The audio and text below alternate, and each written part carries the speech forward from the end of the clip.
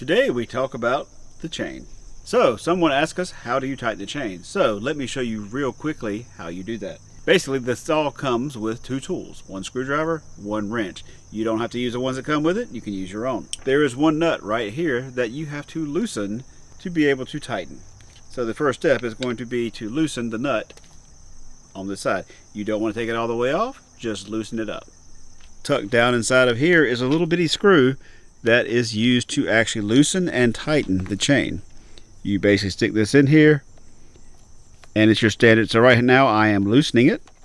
So as you can see here, I've got a nice gap here at the bottom after I loosen it up. Normally this is what happens accidentally. As you saw for a while, it actually sort of gets loose down here. So once you undo that nut and get that a little bit loose, you basically need to tighten this up until that gap goes away.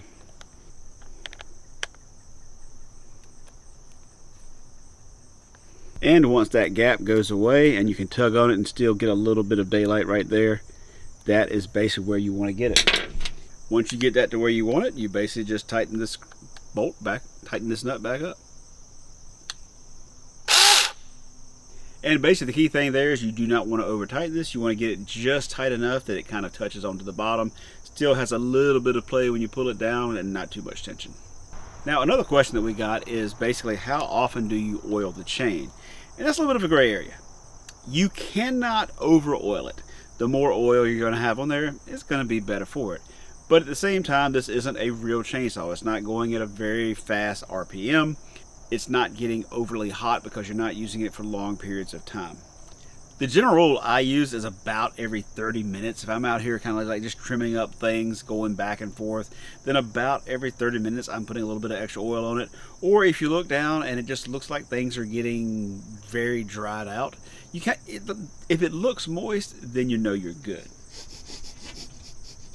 He said if it looks moist. Now I actually have a goldenrod oiler. I like this model because I can hold it in one hand, pump out the oil, and I can sort of bend this to wherever I want it. And the way I do it is I actually just put it right here on the chain and just put out a little bead.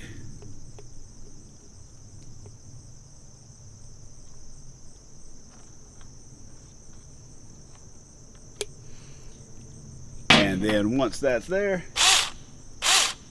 sling off all the excess. And now you can see how it's kind of a thick oil that's just bound up in there and it's into the teeth. What if you need to change the chain? Make sure the battery's off. A lot of the steps you use for changing the chain are the same as what you use for tightening it up. But in this case, the nut has to come all the way off. Notice how his pointer finger is away from the trigger even though there is no battery. That's sort of a habit from my other hobbies. Once you completely remove the nut, you just lift this off. And you're going to find that this is very much like a real chainsaw. You've got your sprocket, the part that turns, your chain, your bar, and a little tension nut piece right here. Earlier when you saw me using the screwdriver to tighten and loosen that screw, what you're doing is actually moving this piece in and out, which moves this bar in and out in order to get it loose. So to change the chain, you're going to actually want to go ahead and screw that all the way in, make the chain easy to get onto your bar. Now technically right here I can just lift up to get it off, because, and you can see this a little bit better, that all this is, earlier we were in here with the screwdriver turning this one screw, which basically moves that piece in and out. So this way I'm moving it in, which is going to be making it looser. Now you can put your chain on the wrong way, so it's important to make sure you're actually putting your chain in the right direction. Different people have different ways of figuring this out, but you'll see that the tallest tooth here, that is going to be the cutting tooth, is on this back side. The one that's a little bit lower is not your cutting tooth, that's your cutting tooth. The chain is going to be going this way, which is what you want. Basically, you just loosen this up and take the old chain off, and then you take, well, this is a new chain, so I'm not going to replace it, but your new chain just goes onto your bar, and there's a groove in there. You're going to basically drop it down into those into that groove like that.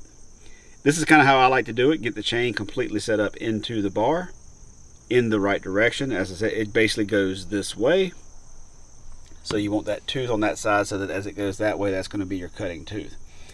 Now you basically just kind of sit it down on top of the sprocket and that little nut.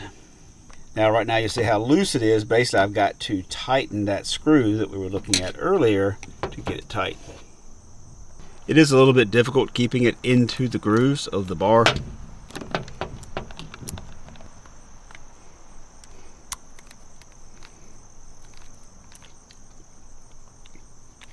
And eventually it's going to get nice and snug tight. And once you get to that point, you basically need to put the cover back on, put your nut back on,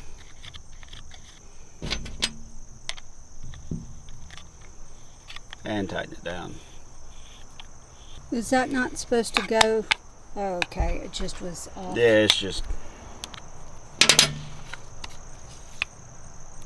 And as you see, if I tug a little bit of daylight, not very forceful. Chain is rotating this way, which means the cutting teeth will go in the right direction. As always, any of the things that you saw in this video today, the links will be below in case you're interested in buying these. If you would like to see a full review of this chainsaw and how I have been amazed at how good this thing is, check out this video over here. And we'll see you next time. Bye!